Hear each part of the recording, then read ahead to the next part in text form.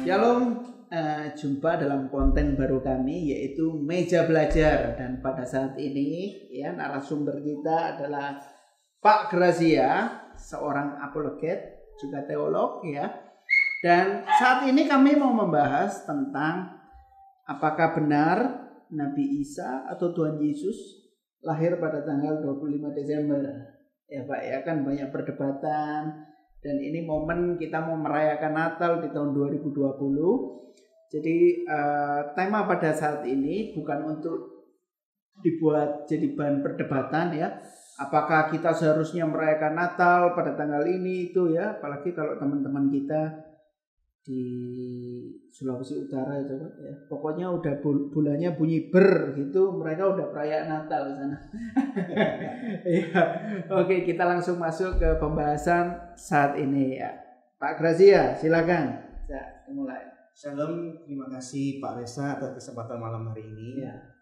Kalau saya mau tegaskan, data-data sejarah tentang perayaan Natal tertua di gereja, tertua dari kekristenan, itu semua ngomong tanggal 25 Desember. Oh, memang sejarah ya. Sejarah.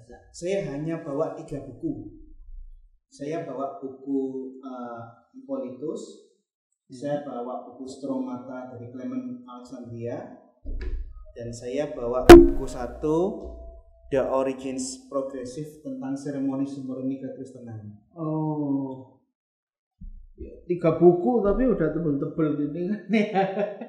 Yang saya dapatkan akhir-akhir ini ternyata bukan hanya 7 bapak-bapak gereja yang di abad kedua yang mengatakan Natal itu 25 Desember, tapi ternyata ada 8. Oh, oke.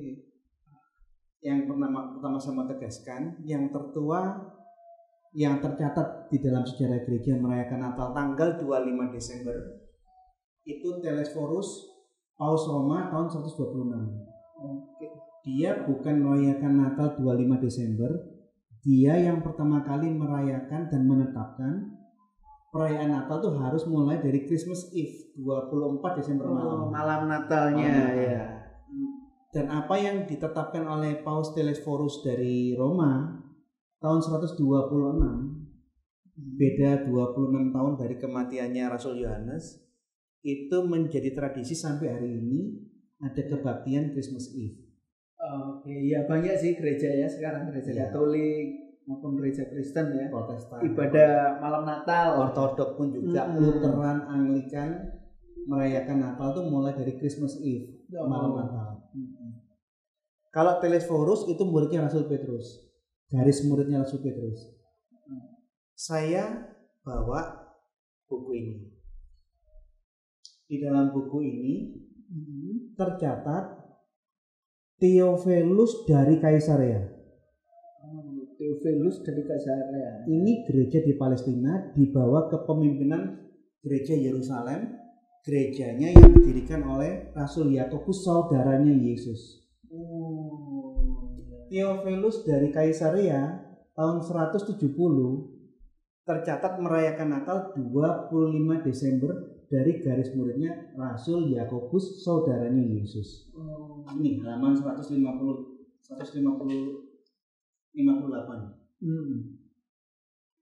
Dan Natali Domini ad Servatoris. Natali Natal kelahiran Tuhan Sang Penebus. Nih. Halaman 159-158.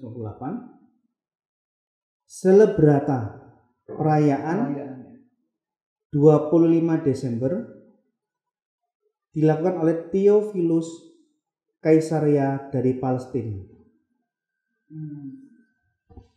Uskup Theophilus dari Kaisarea yang merupakan kelompok gereja-gereja dari kepemimpinannya gereja Yerusalem, kepemimpinannya gerejanya Rasul Yakobus saudara Yesus, sudah tercatat merayakan Natal 170 Masehi 25 Desember.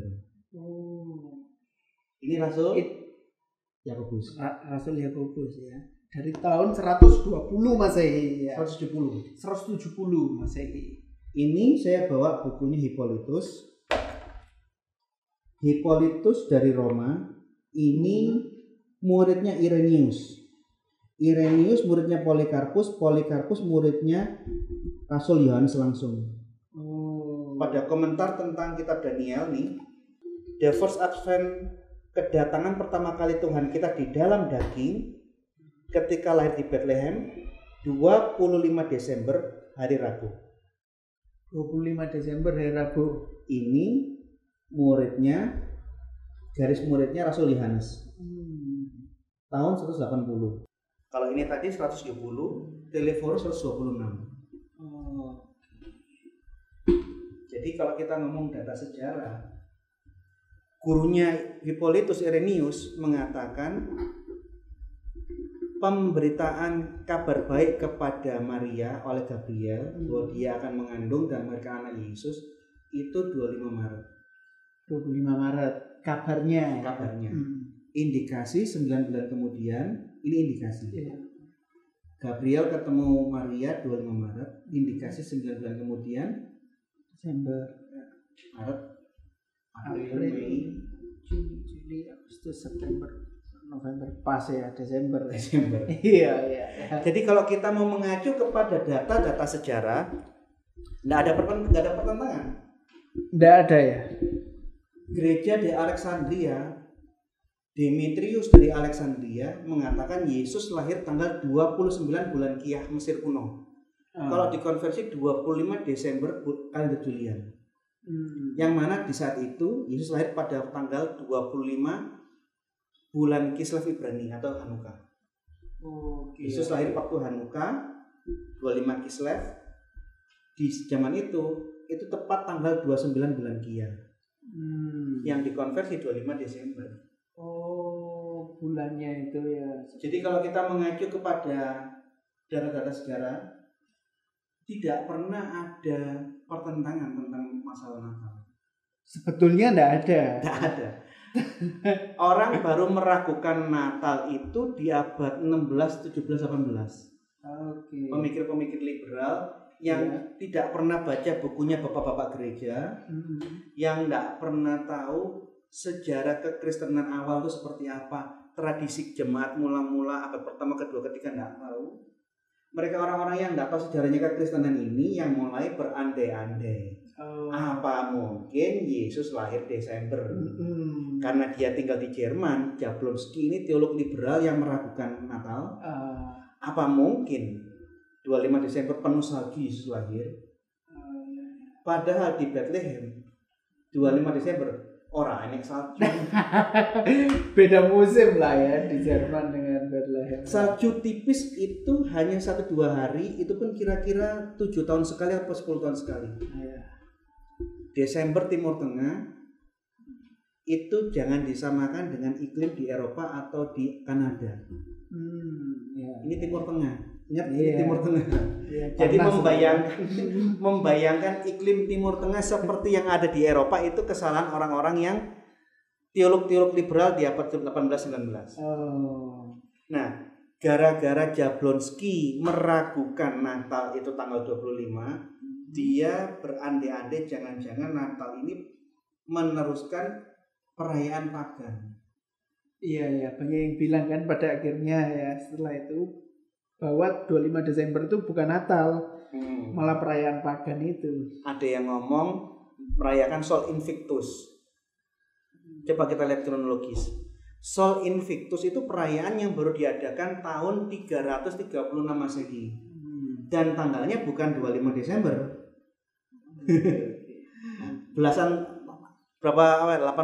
Antara 13 sampai 22, 23. Bukan 25 Desember. Ada lagi yang nuduh bahwa 25 Desember Natal ini meneruskan perayaan Saturnalia. Saturnalia itu perayaan pemujaan kepada dewa Saturnus. Tapi kalau kita cek data, Saturnalia baru diadakan 274 Masehi, abad ketiga akhir. Itu pun tanggalnya antara tanggal 6 sampai tanggal sekitar 20-23. Di perkiraannya itu ya. Iya. Nah, sedangkan bapak-bapak gereja yang saya baca yang bawa sini udah dari awal tahun Lebih dahulu. 100 tahun sebelum Saturnalia, 200 sebelum Sol Invictus, dewa-dewa belum dirayakan, orang-orang itu sudah merayakan. Jadi kalau ada orang Kristen yang menuduh dan meragukan, saya rasa ya kembalilah ke sejarah. Ya, ada bukti-bukti sejarah semua di buku-buku yang tadi udah ditunjukkan. Betul. Ya. Hanya bukunya Demetrius saya tidak bawa. Saya bawa Clement. Oh, tapi memang di Alkitab kita kan tidak ada ya yang bilang bahwa betul tanggal 25 Desember. Ada, cuma ada indikasinya. Di dalam Lukas pasal 1 ayat 26 dikatakan pada bulan ke-6. Tapi ingat, Lukas 1 ayat 26 itu konteksnya bulan ke-6 itu bukan bulan ke-6 Yahudi, bulan Elul.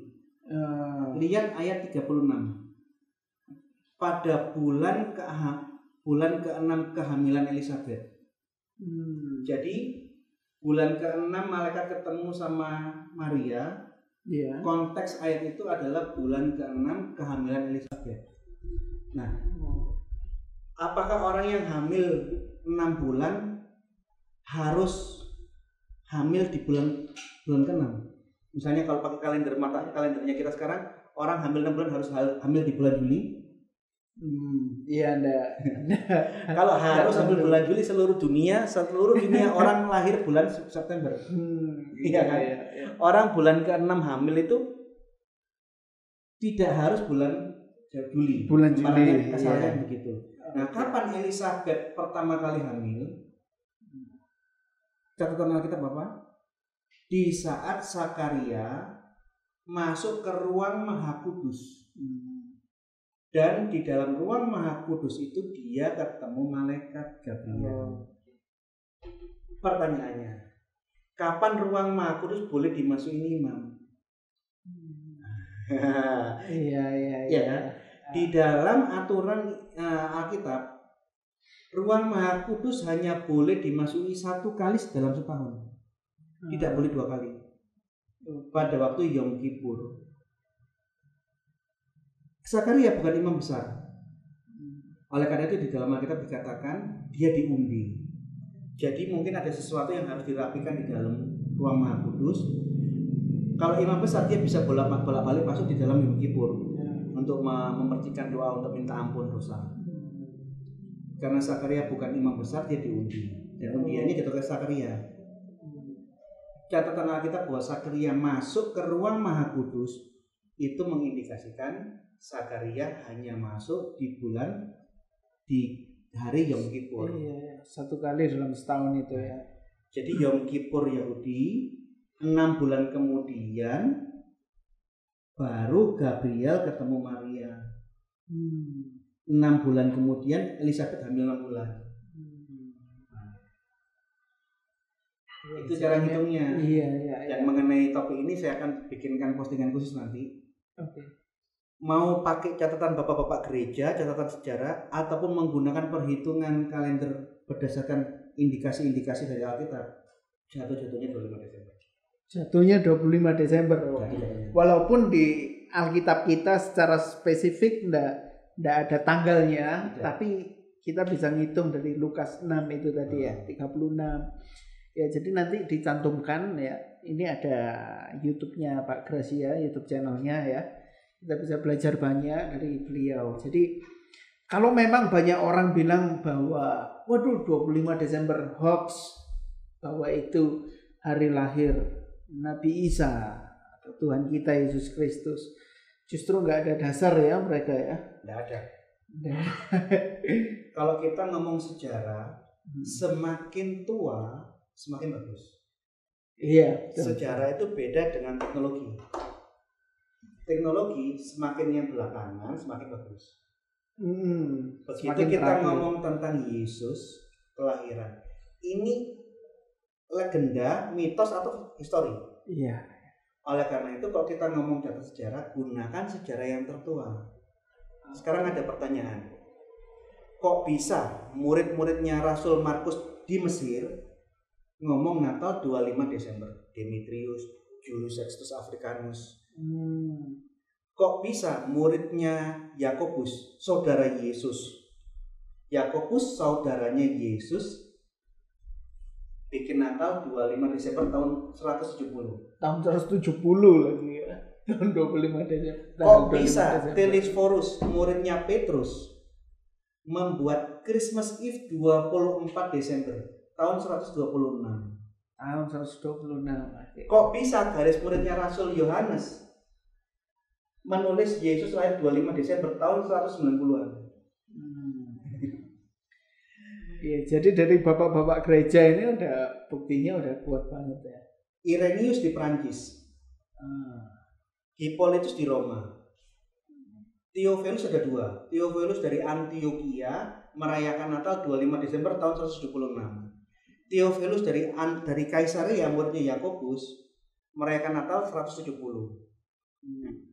Prancis, Itali, Antioquia, Kaisarea Palestina, Demetrius Alexandria Mesir, Julius Sextus Africanus Aljazair Libya. 7 bapak gereja terpisah berapa benua, jaraknya ribuan kilometer dari 5 rasul. Rasul Petrus, muridnya Yohanes, muridnya Paulus, muridnya Markus, muridnya Yakobus. Kok bisa? Mereka merayakan semua ngomong tanggal yang sama. Jaraknya terpisah ribuan kilometer di zaman kuno kan sulit. Iya. Tuh. Muridnya dari rasul yang beda-beda. Kok sama? Bahkan di dalam catatannya Clement dari Alexandria, orang-orang yang merayakan Natal itu sudah sejak dari abad pertama. Yang merayakan bukan hanya gereja, termasuk bidat-bidat Kristen juga merayakan. Ikut merayakan. Jadi kalau ada yang mengatakan perayaan Natal itu baru belakangan, sahabat bilang. Ini loh, di dalam Stromata halaman 333. Ini Stromata, bukunya Clement dari Alexandria. Clement dari Alexandria mencatat banyaknya perayaan Natal yang berbeda-beda. Ada kelompok ini merayakan Natal bulan Agustus, kelompok ini merayakan Natal bulan Maret. Dia tidak menentukan.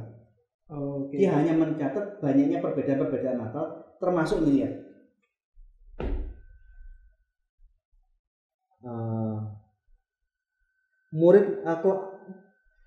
The follower of Basilides, pengikutnya Basilides di saat merayakan Natal dia melakukan festival dan pembaptisan. Iya.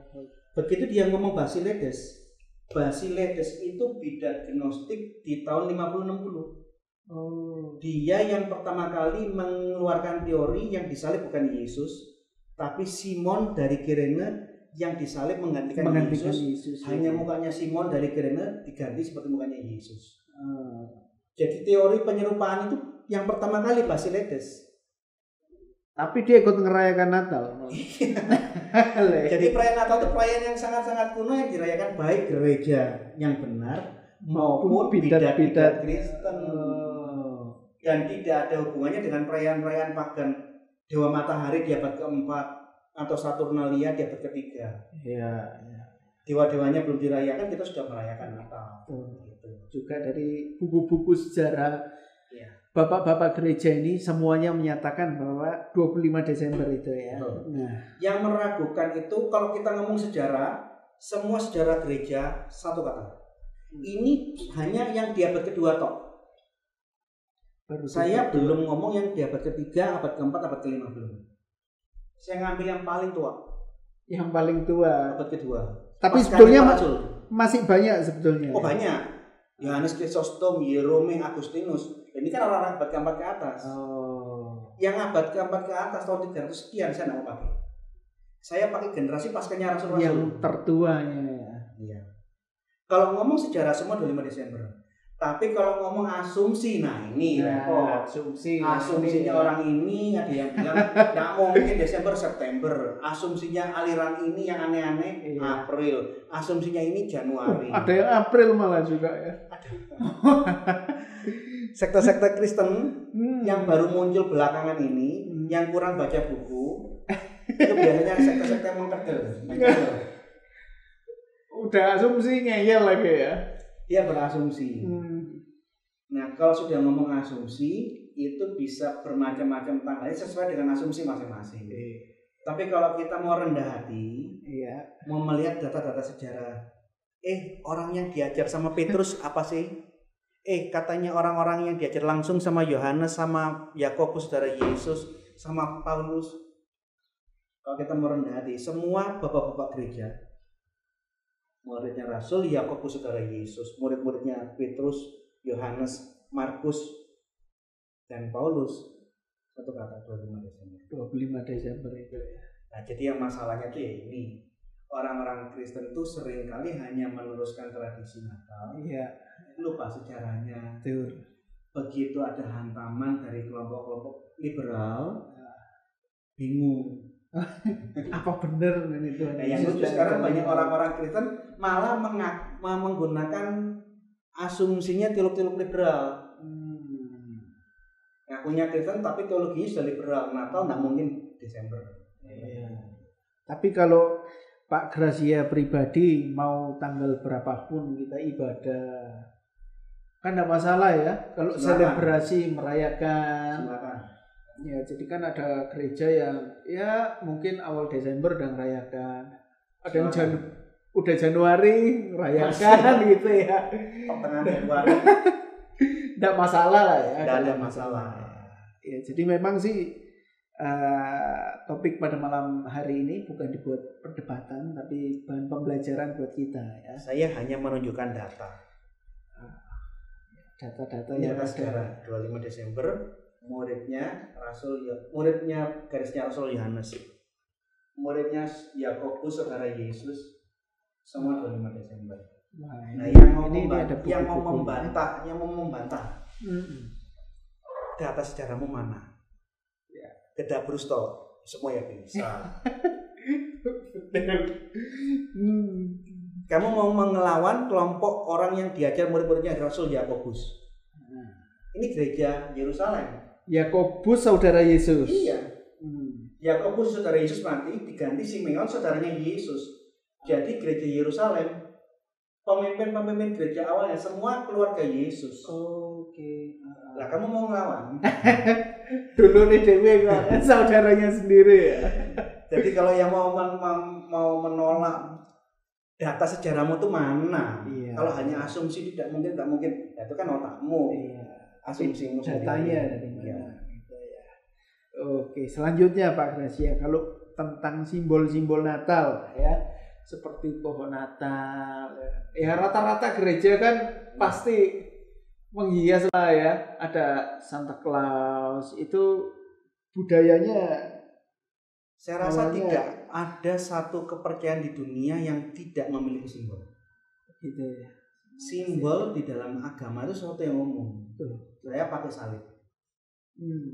Ini simbol. Salibnya model begini. Ini salibnya orang-orang Mesir. Jadi salibnya kayak seimbang semua ya. Seimbang semua. Plus gitu ya, plus ya, tanda plus. Ada lagi salibnya Rusia. Tumpuk 21, 23 itu ada miringnya. Oh gitu. Pernah lihat salibnya miringnya sini? Iya. Itu Rusia. Oh. Ada Jerusalem Cross. Jadi masing-masing daerah itu punya ciri khas. Celtic Cross beda juga. Kecuali salib kebalik itu enggak. Itu malah salibnya Petrus. Oh iya. Salibnya Petrus. Gereja di mana Petrus mati syahid. Semua salibnya terbalik semua. Oh. Itu bukan lambang antikris itu. Bukan. Ya. Gereja Petrus kan mati disalib terbalik. Di tempat itu didirikan gereja sampai hari ini. Masuk gereja di mana Petrus mati, semua salibnya terbalik. Mengenang Petrus mati dengan cara dibalik. Petrus bilang, aku tidak layak disalib dengan posisi yang sama dengan Yerusalem. Iya. Jadi maumu gimana? Salibkan kembali. Di tempatnya Andreas salibnya X. Karena Andreas matinya di salib yang X begini. Jadi kalau ada yang salib terbalik belum tentu itu antikris. Iya, tapi memang ada juga logonya itu ya, tapi belum tentu ya. Belum tentu kalau salibnya gini tapi terbalik, ini salibnya Petrus. Iya ya, memang Petrus disalib terbalik. Jadi memang kalau simbol tidak terlalu masalah lah ya. Iya, termasuk kayak misalnya pohon Natal. Ini kan tradisi Eropa. kebetulan 25 Desember di Eropa bersalju dan hanya ada pohon cemara yang penuh dengan salju dan ini dijadikan hiasan. Ya silakan. Tapi kalau kita membayangkan kondisi Bethlehem di Timur Tengah, sekali lagi Bethlehem di Timur Tengah bersalju seperti di Inggris, Jerman, Swiss, itu yang saya bilang keliru. Jadi simbol ya ada Santa Claus apa? Santa Claus itu mitos. Mitos ya. Santa Claus yang naik kuda itu mitos. Tapi bagi hadiah. Santo Nikolaus yang suka bagi-bagi hadiah di bulan Desember Christmas itu historis.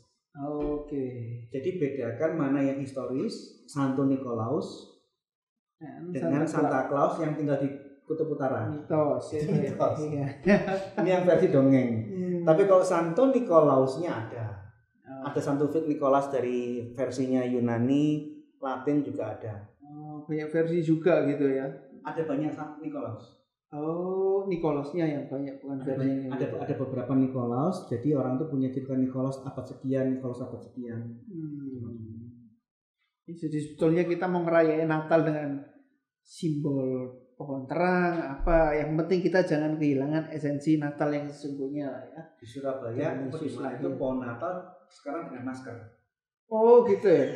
Belum pernah lihat ya. Yang bisa dibikin tuh ya. Saya bisa dapat berita di medsos online. NU membuatkan pohon Natal dengan hiasan masker di gereja Katolik atau di mana, itu juga yang menarik juga. Iya. Justru bisa jadi persaudaraan lah ya. Iya.